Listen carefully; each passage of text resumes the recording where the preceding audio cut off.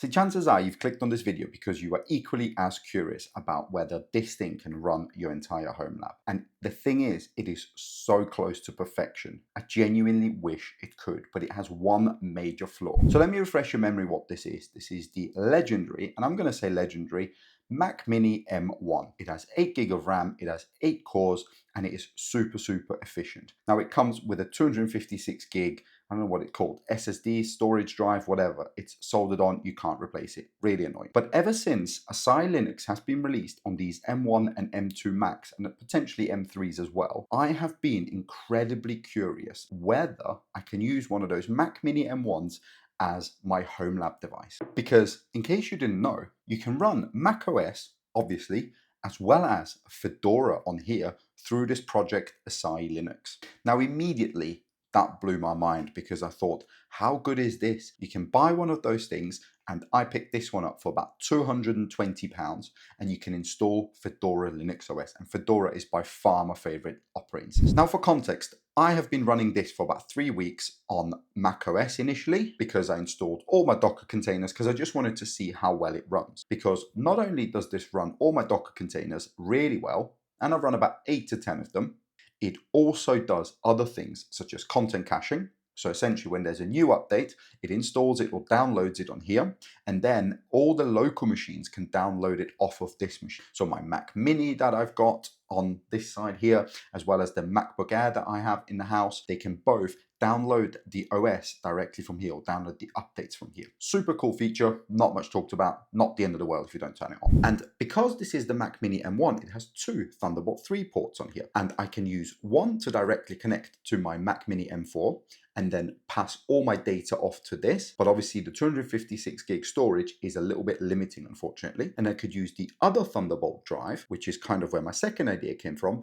and turn this into a bit of a NAS, because you get all the speed, you get yourself an external hard drive cage, put a couple of SSDs or hard drives in it, and then you have super fast, reliable storage. And this essentially completes a picture for your Homelab. Now, the problem is that if I'm going to be trusting all my data on this by running image, for example, or by running this as a NAS, I want a little bit more of a robust solution such as ZFS, which is why I thought I would try Fedora Linux. And I installed Fedora Linux. Honestly, it is super simple. You literally open a terminal, you paste this command, you follow a couple of steps, and Fedora Linux is up and running. And Fedora Linux works brilliantly, but it has one major flaw, and that is the Thunderbolt ports are not supported on it. Really frustrating, because you can install and configure ZFS on Fedora, and then I would have been able to use the Thunderbolt ports and essentially run this as a NAS. So either I run just Docker containers on this Mac Mini, and for this,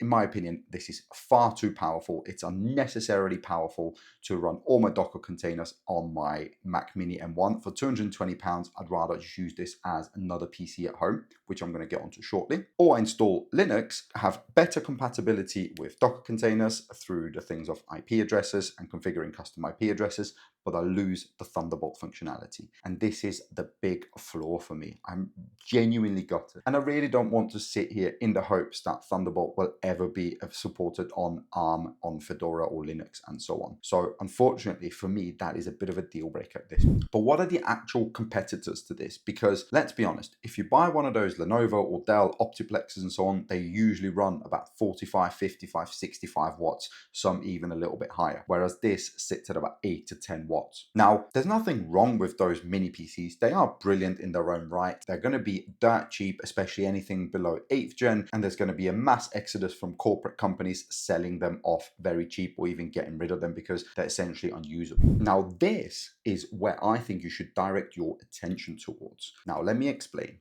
This is the Zimaboard 2. And I've already done a video about this, so go ahead and check it out. It's linked in the description. Here's why I absolutely love it. It's completely silent. It's not as powerful as the Mac Mini. The Mac Mini is about 3 times as powerful as this, with only twice the core count. And I'm not going to give too much away because views and all that, but I genuinely think you should consider this, because looking at this price-wise, it costs around about the same as the Mac Mini.